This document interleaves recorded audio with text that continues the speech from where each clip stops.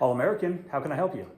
Hey, I was calling to get a quote on getting my house pressure washed. Great. Do you know what the approximate square footage of the home is?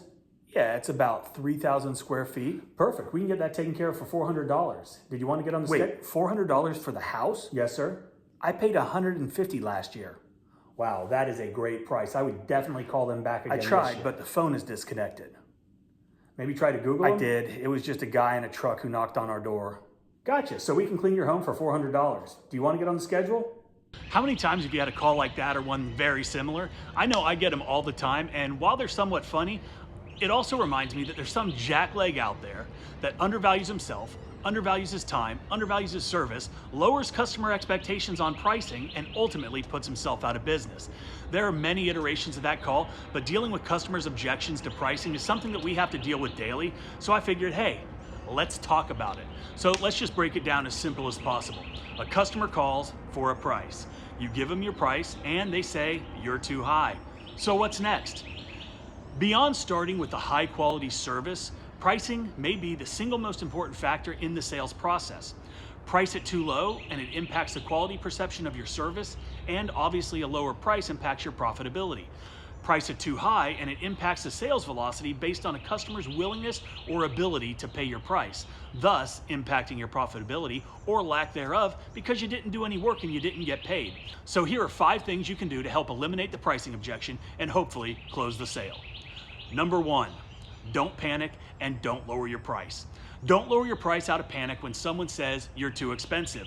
If you do, they're just going to assume you're overcharging them in the first place, and that's not where you want to begin the conversation with a new potential customer.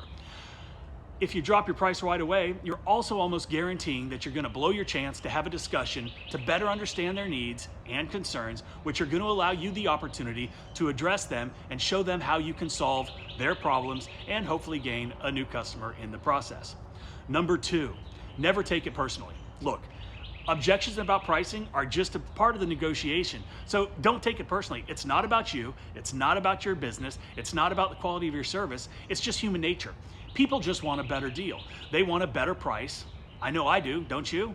In fact, let's think about it like this. If you've never been told that you're too expensive, you're not charging enough, and that's not good. Raise your prices now, you'll thank me later.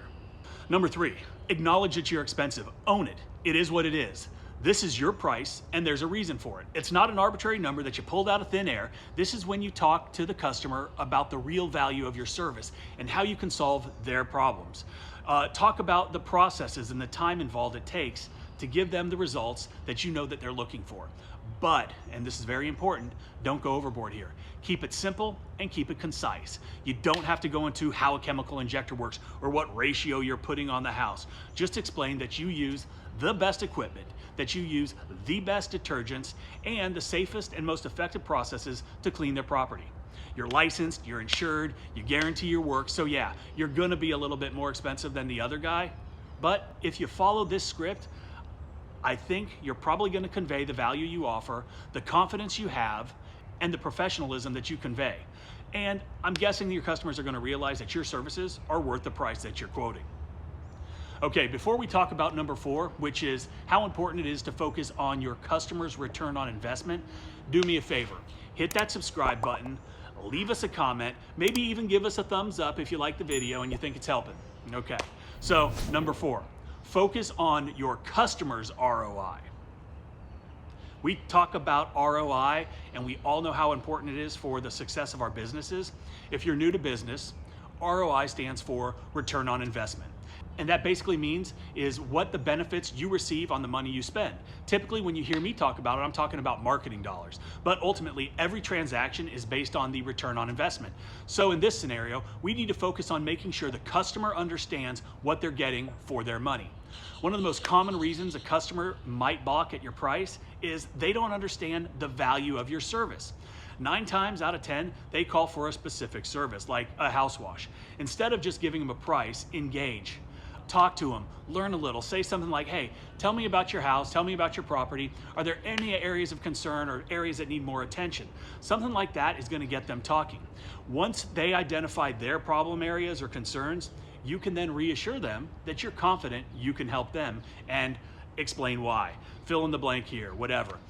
So if they have objections after that, You can share your reviews, some before and after pictures from past jobs where your company has helped other customers with the same issues. Not only does this give you more credibility, but it gives them a visual idea of what you're capable of doing and also demonstrates the value of your service and hopefully justifies your price.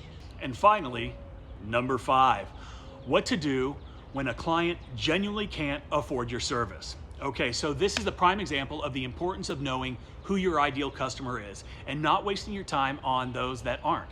If a potential customer can't afford you, ask them what budget they have in mind and maybe offer a reduced solution to match their lower budget if you want to. If their budget is just too low, then politely tell them that you're not a good fit, that maybe you have minimum pricing, and that if anything changes, you would love to help them with their cleaning needs moving forward. Offer to reach back out to them, be firm, be nice, be polite, but most importantly, collect all their information, phone number, email address, and definitely keep in touch with them. Their situation might change further down the line, and you want to be the one they call when that happens. Look, it's inevitable. Customers are going to have pricing objections, and it's our job to know how to handle these concerns. Look, I hope you were able to take something away from this video and the things that we talked about today. If you got any questions, leave a comment below. I'll definitely respond. I'd love to hear what you think about this and how you overcome customer objections. Hope you enjoyed the video, but most importantly, have a great day.